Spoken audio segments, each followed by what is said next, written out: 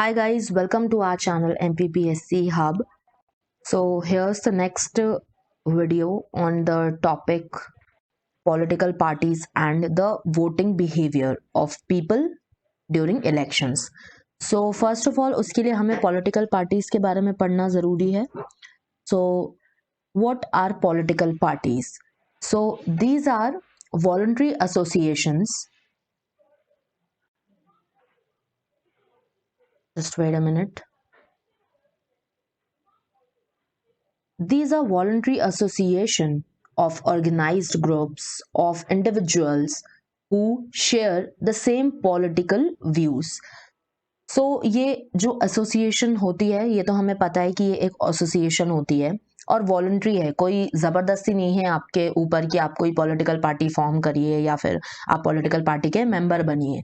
अगर आपकी और आपके मान लीजिए आपके और आपके फ्रेंड की अगर सेम आइडियोलॉजी है या फिर सेम पॉलिटिकल व्यूज़ हैं किसी चीज़ को लेकर, इश्यूज़ को लेकर, तो उस चीज़ में आप बोल सकते हो कि आप एक पॉलिटिकल पार्टी फॉर्म कर सकते हो क्योंकि आपकी जो पॉलिटिकल आइडियोलॉजी है वो एक सेम है और एक वो सेम पाथ पे मूव करती है. Okay, so how many types of political parties are there? So there are 4 types of political parties.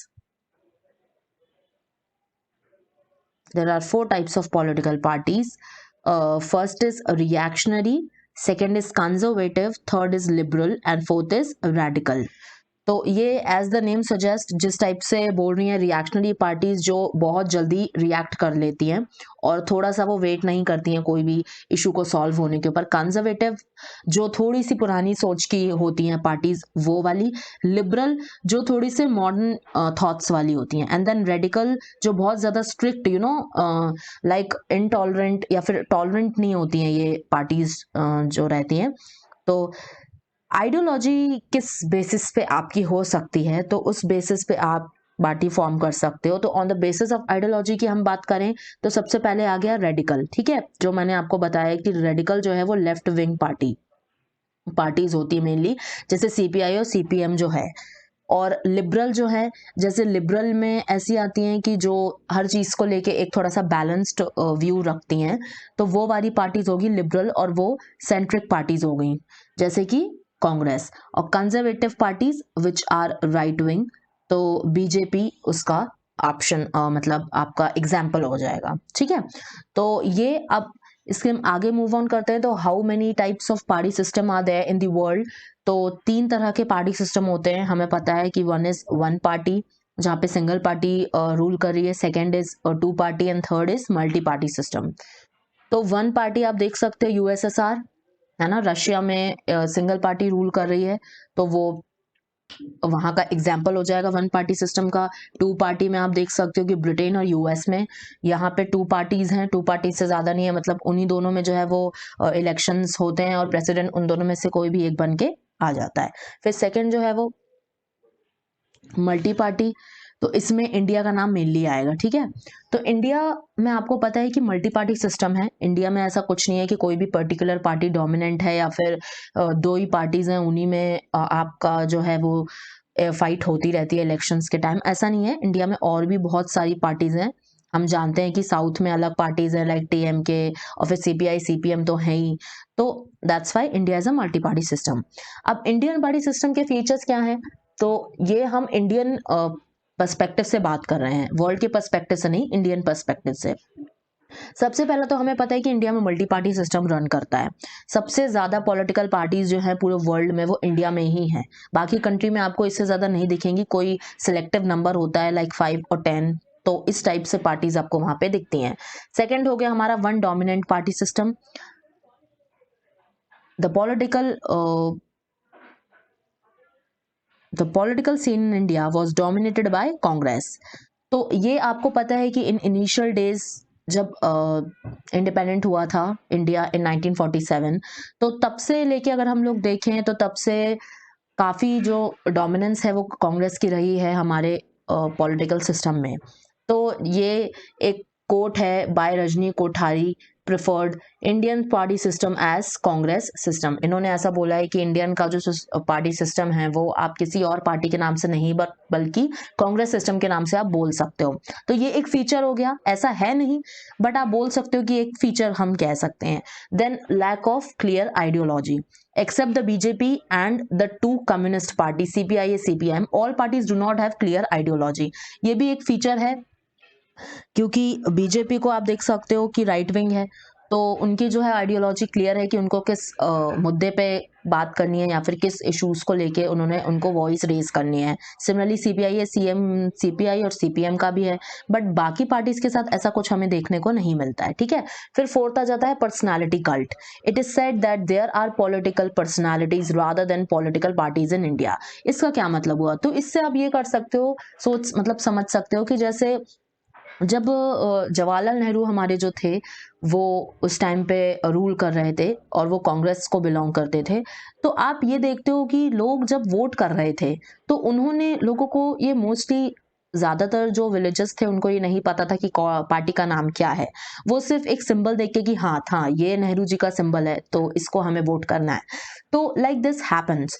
और अभी भी अगर हम देखें तो जो ऑनरेबल हमारे पीएम हैं mister Narendra Modi, I think he also has that personality कि उनके नाम से लोग उनको जानते हैं और उनके नाम से ही उनकी पार्टी का नाम अब जाना जा रहा है ना।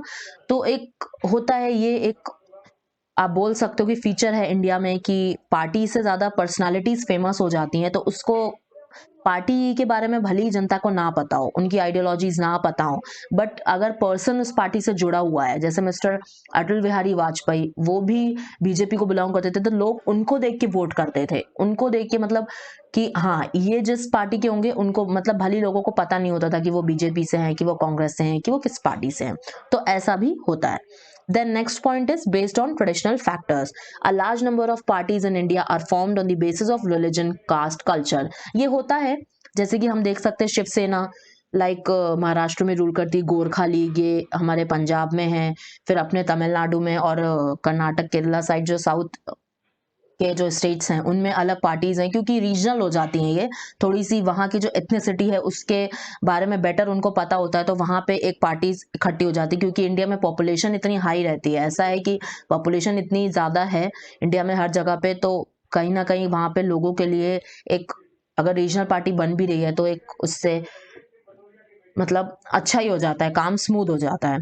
फिर नेक्स्ट पॉइंट है इमरजेंस ऑफ रीजनल पार्टीज। ये जैसे मैंने आपको बताया कि डीएमके तमिलनाडु में है, अकाली दल पंजाब में, एजीपी असम में, जेडीयू बिहार में, तो इस टाइप से जो है वो रीजनल पार्टीज भी रूल करती हैं। ठीक है, The Election Commission registers political parties for the purpose of elections and grants them recognition as national or state parties। ये तो मैंने आपको बताया था जब हम लोगों ने ईसी किया था इलेक्शन कमीशन, कि इलेक्शन कमीशन का ये फंक्शन होता है कि वो नेशनल पार्टीज को या फिर कोई भी पार्टी है उसको डेजिग्नेट करे कि इधर इट इज अ स्टेट और it is a national party. तो कंडीशंस क्या होती हैं, कोई भी पार्टी को आप नेशनल या फिर स्टेट पार्टी कब डिक्लेयर करोगे? तो उनकी कंडीशंस ये हैं, if it seems to secure 6% of valid votes polled in 4 or more states at a general election to the Lok Sabha.